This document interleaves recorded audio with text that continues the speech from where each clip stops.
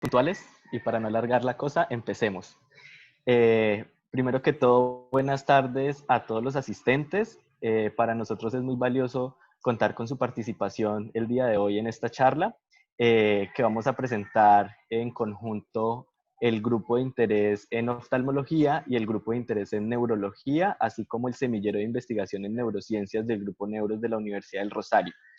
Es por eso que en esta presentación nos acompaña Mariana Blanco, quien es copresidenta y fundadora del grupo de interés en neurología, a quien le doy la palabra.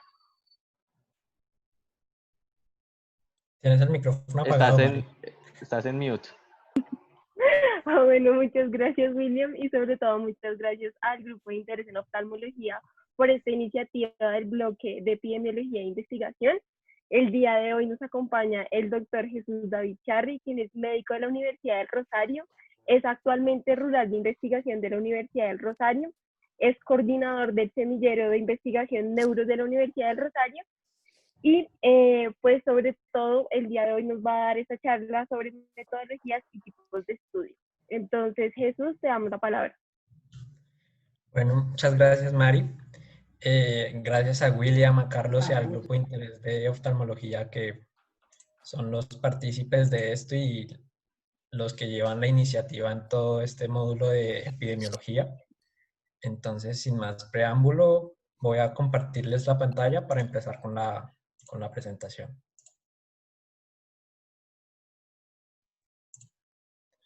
Voy a apagar la cámara por cuestiones de la conectividad.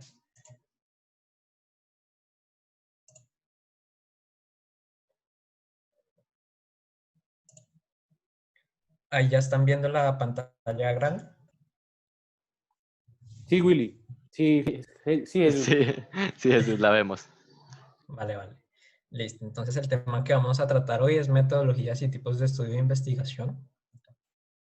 Entonces, para empezar, tenemos que tener claro que estos tipos de estudio se pueden clasificar en diferentes áreas. Entonces, según la asignación, haciendo referencia si el investigador tiene o no intervención, o sea, digamos, si el investigador es el que quiere controlar los factores del estudio que va a realizar o simplemente va a observar o analizar los hallazgos del estudio o de la pregunta que se esté haciendo. Entonces, en caso de que el investigador quiera tener el control de las variables, se van a dividir en esta asignación, se va a dividir en no intervención e intervención. Los estudios que encontramos dentro del grupo de la intervención van a ser los experimentales y son en los que el investigador va a tener el control de todas las variables que se realicen. Pero si el investigador no realiza ninguna intervención, entonces vamos a encontrar dos tipos de estudios, los descriptivos y los analíticos, que ya vamos a ver más adelante cuáles son. Y a su vez, esto se va a dividir en observacional y en experimental. Entonces, los descriptivos y los analíticos van a estar dentro del grupo de los observacionales y los experimentales pues van a estar dentro del grupo de experimental. Adicionalmente, los podemos dividir por mediciones en el tiempo.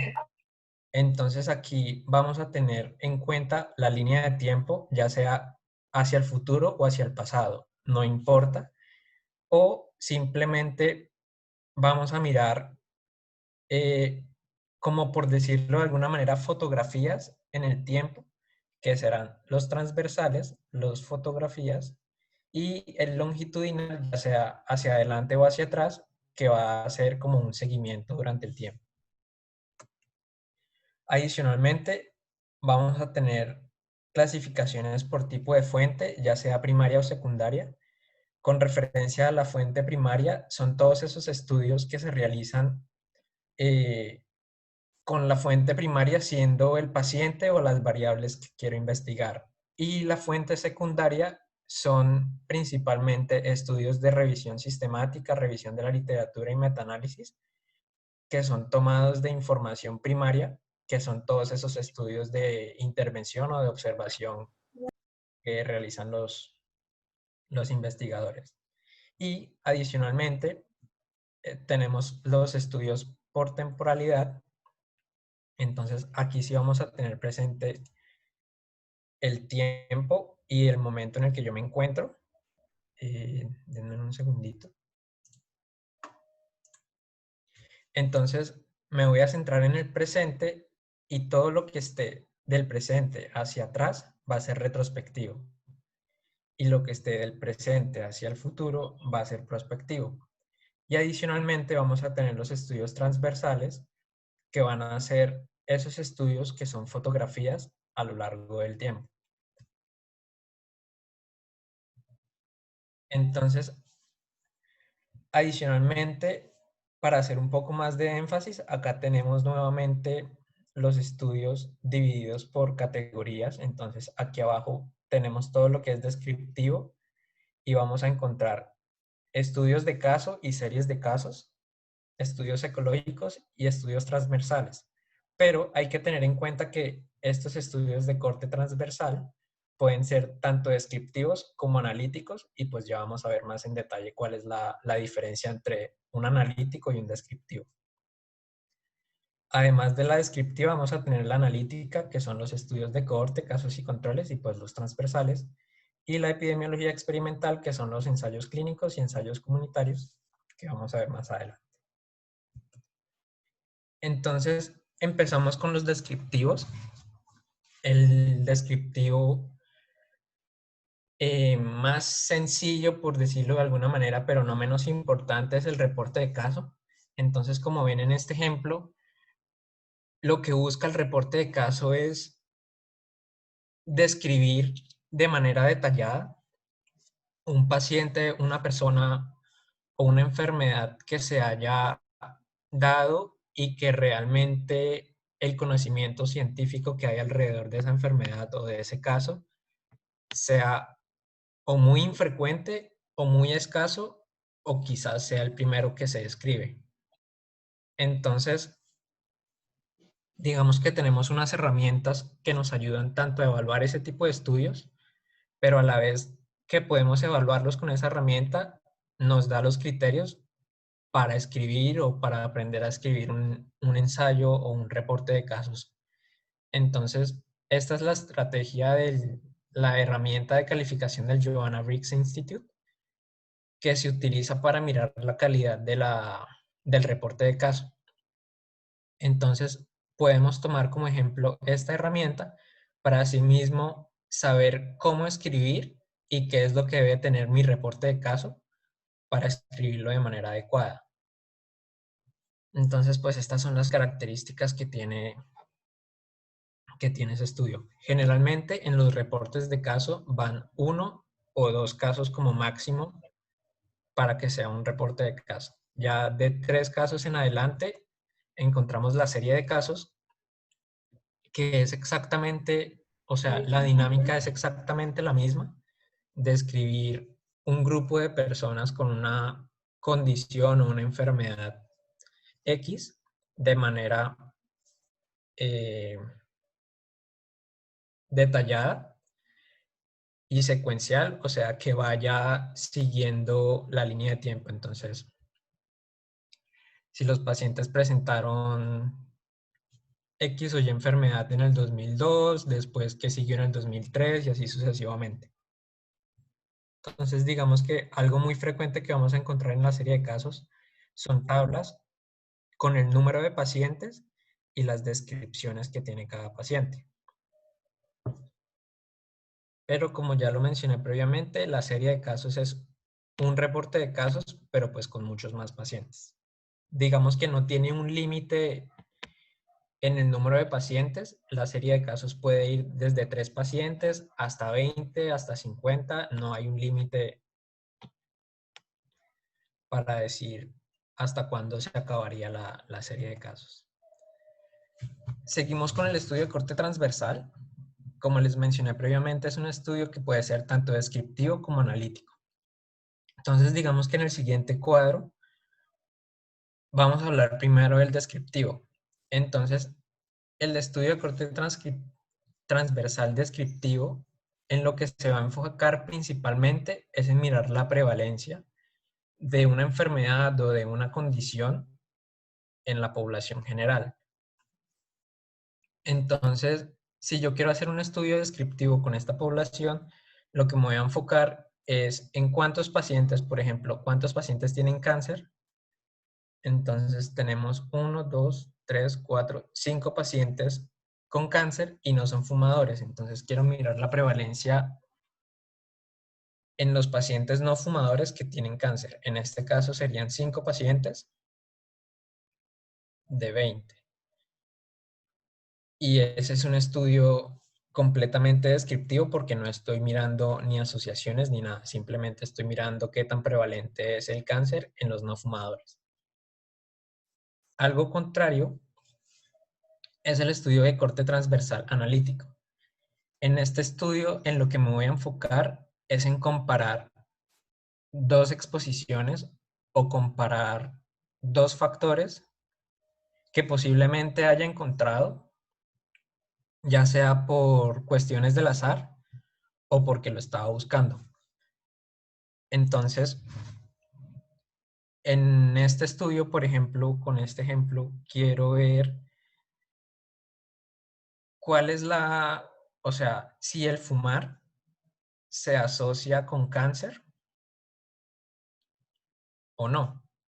Entonces, en estos pacientes, en lo que me voy a enfocar es en todos los pacientes fumadores, que son los que tengo en verde, y en como morado, todos son fumadores, pero unos desarrollaron cáncer y otros no. Algo que tenemos que tener en cuenta con estos estudios es que no nos da o no podemos llegar a la conclusión de que el fumar sea un factor de riesgo para cáncer, sino que es un factor asociado a cáncer en caso de que nos dé una asociación positiva. Entonces, debemos, o sea, lo que quiero que tengan presente es que el corte transversal no me va a dar factor de riesgo ni nada, sino una simple asociación. Entonces, no podemos sacar una conclusión de decir que los pacientes que fuman tienen cáncer.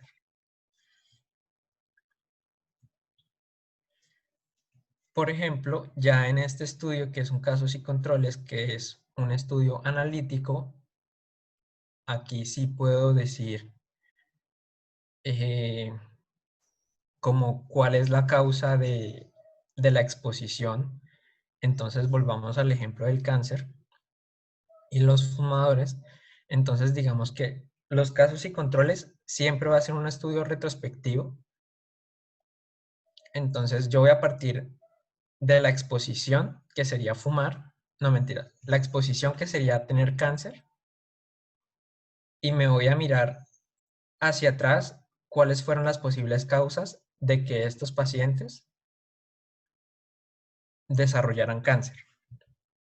Entonces voy a partir del presente, que son los pacientes que tienen cáncer, hacia el pasado para mirar cuál fue la posible causa de que el paciente desarrollara cáncer. Entonces, digamos que aquí los vamos a dividir en dos grupos, en los casos, que son los que están expuestos y tienen cáncer, y los controles, que son, pues en este caso, pacientes sanos, sin ninguna comorbilidad con respecto al cáncer. Y me voy a ir al pasado a mirar si estos pacientes eran fumadores, cómo era su estilo de vida, si consumían algún tipo de sustancia o si estaban expuestos a humo de leña o cosas por el estilo, para mirar cuáles fueron las posibles causas de que estos pacientes desarrollaran cáncer y estos no. Entonces, con estos estudios, lo importante es que ustedes tengan claro que son retrospectivos. O sea, siempre que vean un caso y controles es un estudio retrospectivo. Algo que quiero aclarar antes de seguir es que los estudios retrospectivos no quieren decir que yo vaya del presente hacia el pasado, sino que ya lo vamos a ver ahorita más en detalle en el estudio de cohortes, sino que todo lo que se hizo en el pasado y terminó en el pasado es retrospectivo, así vaya hacia adelante. Entonces, aquí entramos ya a hablar del estudio de cohortes, que es la inversa. Entonces, tengo dos grupos de pacientes, expuestos y no expuestos. Aquí ninguno de estos dos grupos tiene la condición de interés, en este caso cáncer, sino que simplemente están expuestos al tabaquismo y no están expuestos al tabaquismo.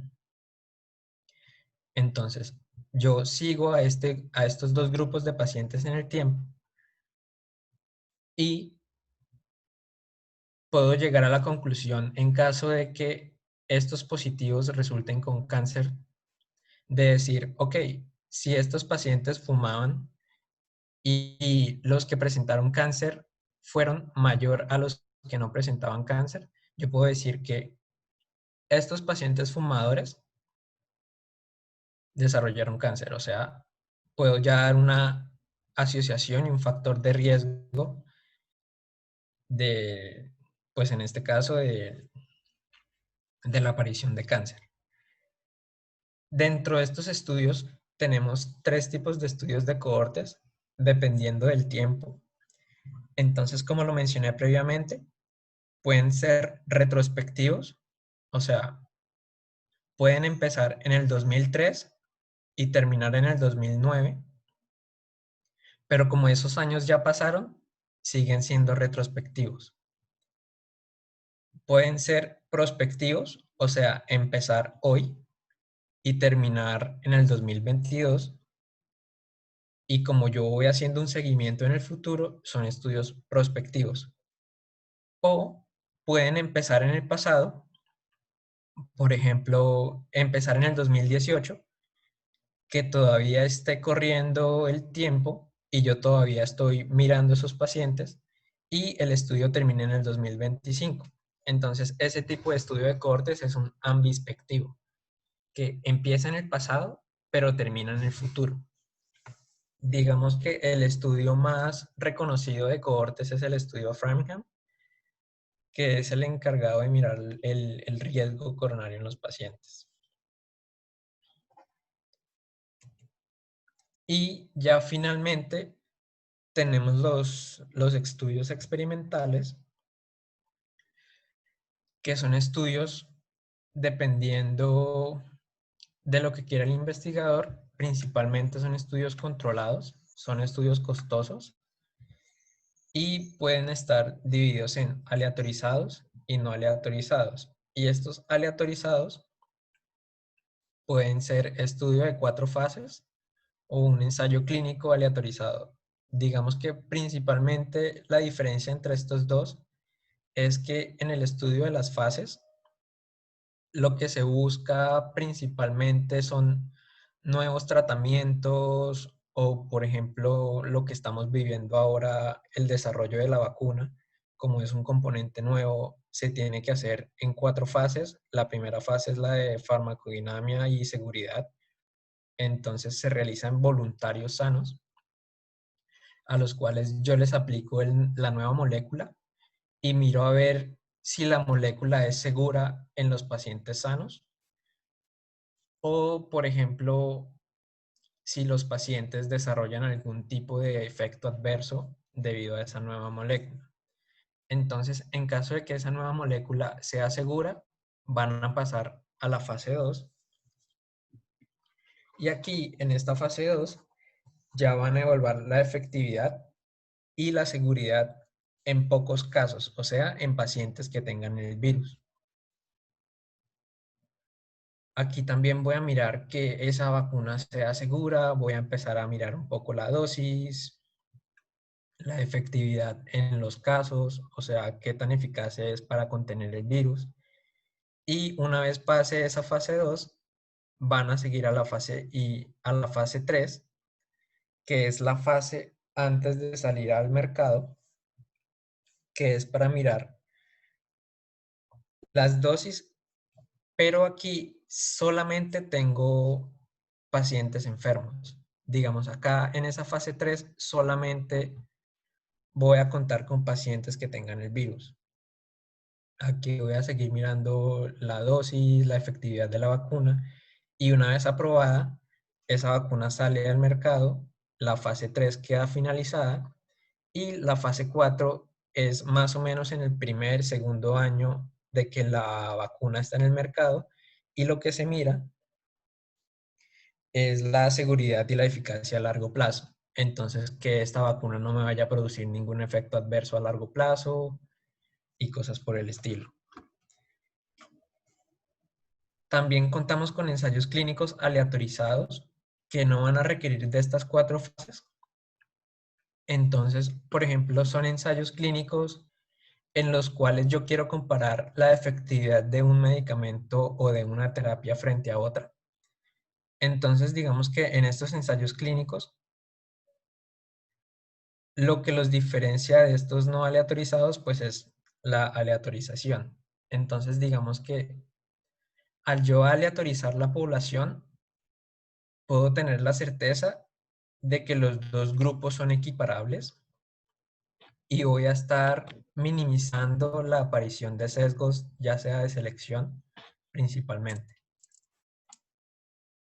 Entonces, este es principalmente como para mirar efectividades entre tratamiento. Digamos que por cuestiones de ética, ninguno de los dos grupos se puede quedar sin tratamiento.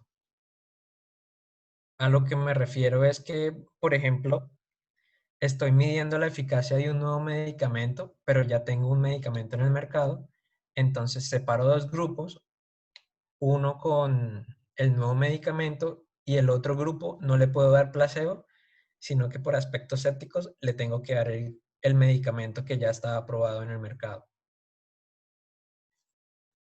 Y, por ejemplo, otra de las diferencias entre pues, la aleatorización y la no aleatorización es que digamos que unos estudios,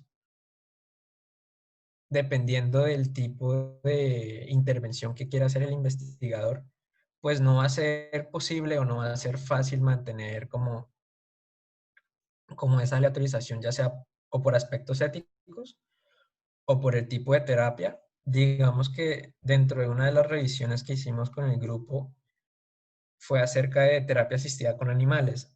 Entonces, pues en ese caso es muy difícil hacer una aleatorización ciega. Ciega es que ninguno de los dos grupos conozca cuál es el tratamiento que se le está dando.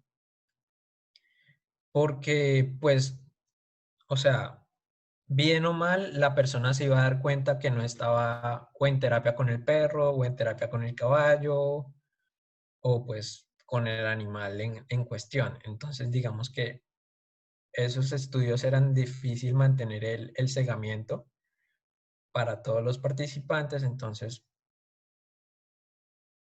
no es posible mantener como una objetividad a la hora de realizar la intervención. Entonces, no es que el investigador quiera no aleatorizar, sino que es muy complicado realizarlo. Entonces, esa es como la pequeña diferencia entre un ensayo clínico aleatorizado y no aleatorizado. Y ha llegado la hora de responder unas preguntas. Entonces, ya les pongo la encuesta. ¿Ahí la están viendo? Sí, Jesús, estamos viendo la encuesta. Listo.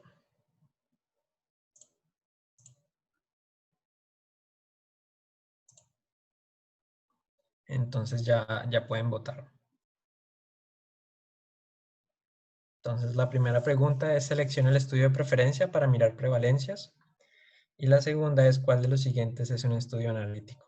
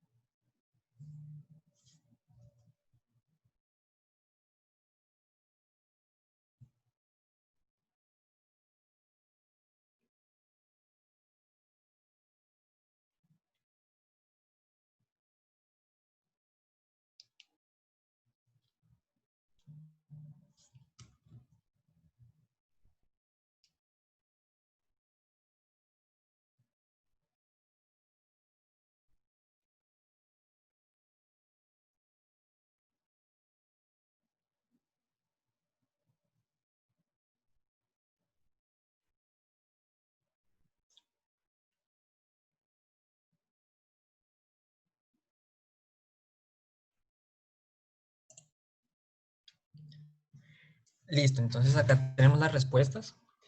En la pregunta 1, la mayoría, el 84% de las personas respondieron que es un estudio de corte transversal y efectivamente es un estudio de corte transversal. Debido a que es una foto en el tiempo, entonces el estudio de preferencia para mirar prevalencias de X o Y enfermedad es el de corte transversal, pero el descriptivo, el analítico ya va a mirar comparaciones, entonces corte transversal, descriptivo. ¿Y cuál de los siguientes es un estudio analítico? El estudio, pues es el de cohortes, porque digamos que el ensayo clínico ya es experimental, entonces el investigador tiene el control de todas las variables. Entonces, por definición, no sería un analítico, sino un experimental. Y la respuesta correcta, pues sí es lo que respondió la mayoría, el de cohortes. Acá les dejo una pequeña tablita dependiendo de la pregunta clínica, asimismo qué tipo de estudio pueden mejor responderla. Entonces, para intervención, ensayo clínico aleatorizado y controlado, la frecuencia, cohortes y transversal. Principalmente, aquí cuando hablamos de frecuencia, puede ser tanto incidencia como prevalencia. Entonces, digamos que el estudio de cohortes, como es un seguimiento a lo largo del tiempo, es como el de mejor elección para mirar incidencia, y el estudio de corte transversal es el mejor para mirar prevalencia. En cuanto al diagnóstico, también estudio transversal, pero tiene que ser analítico. La etiología, como vimos, puede ser un estudio de cohortes o un casos y controles. Digamos que el de casos y controles siempre o generalmente es el que más se usa por ser un estudio más barato y más rápido de hacer, porque simplemente tengo que mirar, comparar dos grupos con historias clínicas, me vale, o con historia familiar, con antecedentes, con toda la historia clínica, me vale para establecer una etiología. En cambio, el estudio de cohortes tengo que esperar por lo menos un tiempo de seguimiento a que se desarrolle la enfermedad. Solo tengo la exposición, que en el caso del ejemplo que vimos sería el cigarrillo. Pero digamos que desde ese punto en el que yo empiezo el estudio y la persona fuma, pueden pasar, yo qué sé, 3, 4 años a que la persona fumadora desarrolle cáncer, incluso más o incluso menos. Entonces depende mucho del tiempo y pues es un estudio que requiere un costo alto. Y el de pronóstico también. Son estudios de cohortes en los cuales yo voy a realizar seguimiento a lo largo para mirar la historia natural de la enfermedad y mirar cómo les va a los pacientes con X o Y enfermedad. Y pues esto era lo que les venía a contar hoy. Espero que les haya servido y si tienen alguna pregunta, pues estaré acá esperando para ver qué podemos responder. Y aquí al final de la presentación les dejo un resumen muy bueno que encontré de la Universidad de Salamanca. Entonces acá tenemos dos tipos de diseños, si existe control del estudio o no. Entonces si existe sí, serían experimentales. O sea, aquí el investigador asigna las variables. Si no existen, serían estudios observacionales. Entonces, siguiendo por la línea de los experimentales, entonces, hay grupo control, entonces sí, serían ensayos controlados. Si no hay grupo, sería un ensayo no controlado.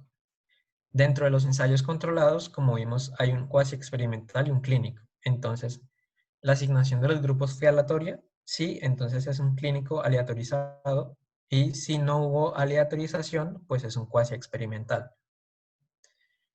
Entonces, volvemos a retomar los estudios observacionales, entonces esto va a depender de la formación de los grupos. Entonces, si acá vemos que la exposición es primero que el efecto, entonces va a ser un estudio de cohortes. Si aquí tenemos ya la enfermedad, entonces vamos a mirar si se estudia la historia previa de exposición. Entonces, en caso de que sea así, va a ser un estudio de casos y controles, o no, un estudio de corte transversal. Entonces, esta la dejo acá para que ustedes la tengan. Bueno, muchísimas gracias, Jesús. Al parecer no hay preguntas. Excelente exposición. Entonces, creo que podemos dar paso al cierre. Agradecerle a todos por su participación, a Jesús por esta charla tan interesante y sobre todo útil. Muchísimas gracias. Con mucho gusto, Sí, Will, y muchas gracias a ustedes gracias por por la la charla. invitación. Sí, muchas gracias por la charla porque es de gran relevancia para todos aquellos que estén iniciando tanto en investigación, aquellos que también no les va a permitir entender mucho mejor los estudios que leemos día a día en la práctica clínica. Entonces, muchas gracias, Jesús. Ah, y otra aclaración. Entonces, digamos, cuando ustedes lean los estudios, hay muchos estudios en los que dicen, en la parte de metodología, se tomó una cohorte. Entonces, eso no quiere decir que sea un estudio de cohortes, sino que la cohorte hace referencia al grupo. Entonces, tienen que mirar bien en detalle qué tipo de metodología usaron, si usaron seguimiento, si no usaron seguimiento, si fue solo una comparación, para no dejarse confundir con esa palabra de cohorte que es muchas veces usada para definir grupo y no el tipo de estudio. De acuerdo, eso es algo muy común. Estoy de acuerdo. Gracias, Jesús, de verdad muy buena y creo que fue algo interesante para todos poder tener en cuenta todas estas cosas que son tan importantes a la hora de leer. Apareció una pregunta. Y Daniela escribió.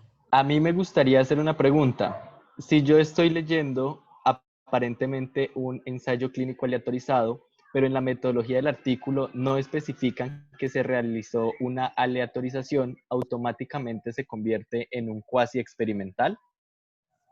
Sí, digamos que el requisito para que sea aleatorizado es que en alguna parte de la metodología o del estudio debe haber una aleatorización. O sea, el investigador debe poner cómo fue la aleatorización, ya sea por moneda, porque se puede hacer un caricello, que es como la forma más rápida de aleatorizar. Hay otras formas que son Excel nos puede ayudar, hay unos programas en internet que también ayudan para aleatorizar los estudios, pero la principal característica de un ensayo clínico aleatorizado es que haya sí o sí aleatorización.